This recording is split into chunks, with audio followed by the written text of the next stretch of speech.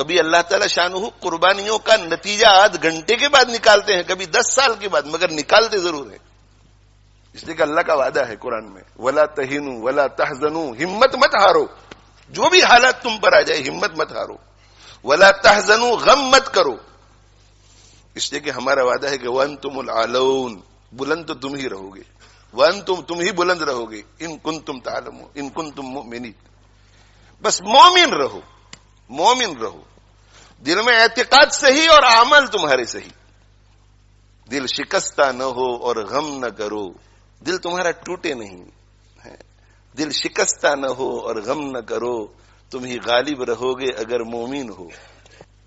الاسلام یعلو، آپ صلی اللہ علیہ وسلم کا وعدہ ہے کہ اسلام بلند رہے گا۔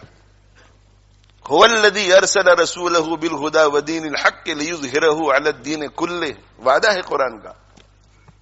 اس لیے ایسے حالات میں شکوک شبہات میں مبتلا نہیں ہونا چاہیے، اللہ کی حکمت پہ یقین رکھنا چاہیے، اللہ کی حکمت پہ، اللہ کی حکمت بھروسہ رکھنا چاہیے، اور جہاں کہیں جو کوئی پریشان حال ہے، جس درجے کی پریشانی میں ہو، جس درجے کی پریشانی میں ہو، ان کا تعاون کرنے کے لیے، جس طرح انہیں خود بھی اللہ کی مرضیات پہ چلنا ضروری ہے، پوری امت کے لیے اللہ کی مرضیات پہ چلنا ضروری ہے۔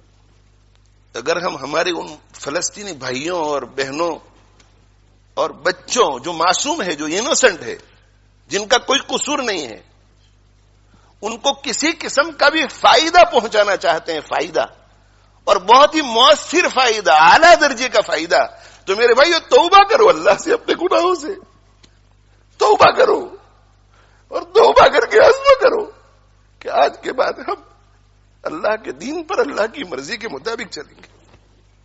اس سے بڑھ کر دوسرا کوئی مؤثر فائدہ نہیں۔ باقی سارے فوائد اس کے تابع ہیں، یہ قابو میں آیا تو باقی سارے اسباب کام آئیں گے، یہ قابو میں نہیں آیا تو کوئی سبب کام نہیں آئے گا۔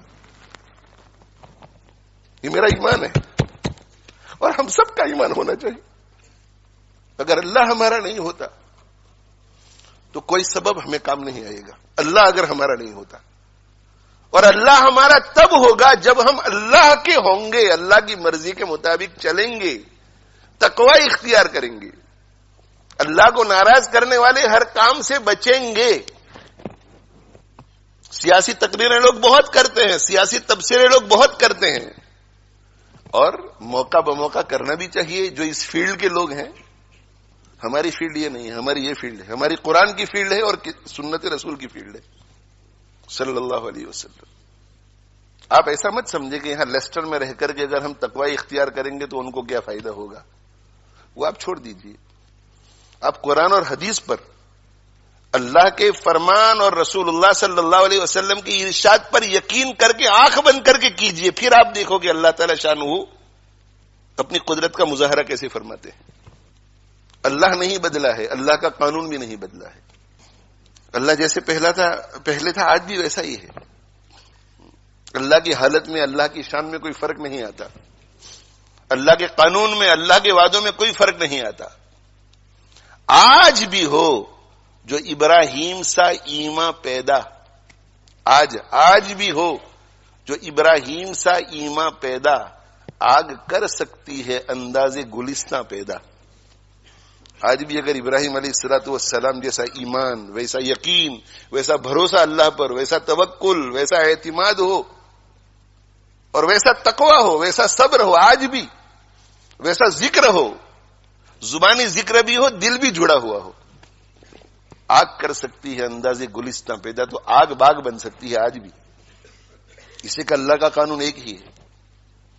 فضائے بدر پیدا کر، فرشتے تیری نصرت کو اتر سکتے ہیں گردوں میں، قطار اندر قطار اب بھی۔ فضائے بدر پیدا کر، فضائے بدر کیا تھی؟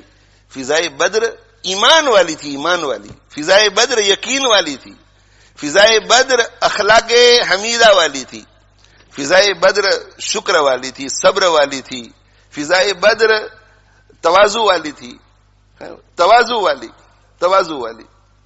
کتنی تواضع؟ اس قدر تواضع کہ اللہ تعالی شانہ نے فرما دیا تھا کہ ان کا پیچھا کرو تو بھی تمہاری جیت اور ان سے لڑو تو بھی تمہاری جیت. اس کے باوجود بھی سید المرسلین صلی اللہ علیہ وسلم نے گردن اونچی نہیں کی، بلکہ حضرت ابو بکر صدیق رضی اللہ عنہ فرماتے ہیں کہ ہاتھ پھیلا پھیلا کے اللہ سے عاجزی کر رہے تھے، عاجزی کر رہے تھے. فضائے بدر رجوع اللہ، رجوع اللہ. حضرت جی مولانا الیاس صاحب رحمت اللہ علیہ ارشاد فرمایا کرتے تھے کہ بندے کو رجوع اللہ اس طرح کرنا چاہیے جیسے ایک لولا، لنگڑا، اندھا، بہرا، گونگا کرے. ایک لولا، لنگڑا، بہرا، اندھا، گونگا، اس کو جب کوئی ضرورت پیش آ جائے تو وہ کتنا رجوع کرے گا اللہ کی طرف، کتنی عاجزی کرے گا. اس لیے کہ وہ جانتا ہے کہ میں چل نہیں سکتا، میں پکڑ نہیں سکتا، میں کسی کی بات سن نہیں سکتا، میں دیکھ نہیں سکتا، میں کسی کو پکار نہیں سکتا، اور مجھے بھوک لگی ہے، مجھے پیاس لگی ہے، اب میں کیا کروں. اس کا پورا بھروسہ اللہ پر ہوگا کہ اللہ ہی مجھے بچا سکتا ہے، اللہ ہی مجھے کھلا سکتا ہے، اللہ ہی مجھے پلا سکتا ہے. وہ کتنی آہوزاری کے ساتھ دعا کرے گا. تو حضرت جی مولانا الیاس صاحب رحمۃ اللہ علیہ فرماتے تھے کہ دعا کرو اللہ سے تو اس اپاہج، اس لولے، اس لنگڑے، اس اندھے، اس بہرے، اس گونگے کی طرح دعا کرو جس کے پاس سوائے اللہ کے دوسرا کوئی سبب نظر نہیں آتا. اور صرف دعاؤں سے کام نہیں بنتا بلکہ دوڑ بھاگ بھی کرنی پڑتی ہے، صحیح اسباب اختیار کرنے پڑتے ہیں. تو دعا اور دعا کے ساتھ جو بھی اسباب ہیں، ڈیمونسٹریشن لوگ کرتے ہیں، شرعی حد میں رہ کر ڈیمونسٹریشن کرو، پیٹیشن شرعی حد میں رہ کر کرو، ایم پی پر خط لکھنا شرعی حد میں رہ کر کے کرو، شرعی حد میں رہ کر.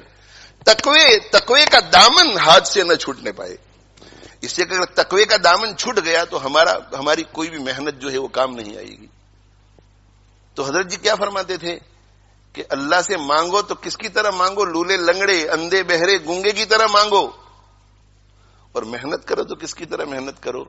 محنت کرو تو اس کی طرح محنت کرو جو اللہ کو مانتا ہی نہیں ہے. جو اللہ کو نہیں مانتا وہ سارے اسباب کو اختیار کرتا ہے کہ شاید اس سے میرا کام ہو جائے، شاید اس سے میرا کام ہو جائے، شاید اس سے میرا کام ہو جائے. تو اسباب اختیار کرو، محنت کرو، کوشش کرو اس آدمی کی طرح جو اللہ کو نہیں مانتا. اور دعا کا جب وقت آئے تو اللہ سے دعا اس شخص کی طرح کرو جو لولا، لنگڑا، اپاہج، بہرا، گونگا ہے. کبھی اللہ تعالی شانہ قربانیوں کا نتیجہ آدھ گھنٹے کے بعد نکالتے ہیں، کبھی 10 سال کے بعد، مگر نکالتے ضرور ہیں. اس لیے کہ اللہ کا وعدہ ہے قرآن میں، وَلَا تَهِنُوا وَلَا تَحْزَنُوا، ہمت مت ہارو. جو بھی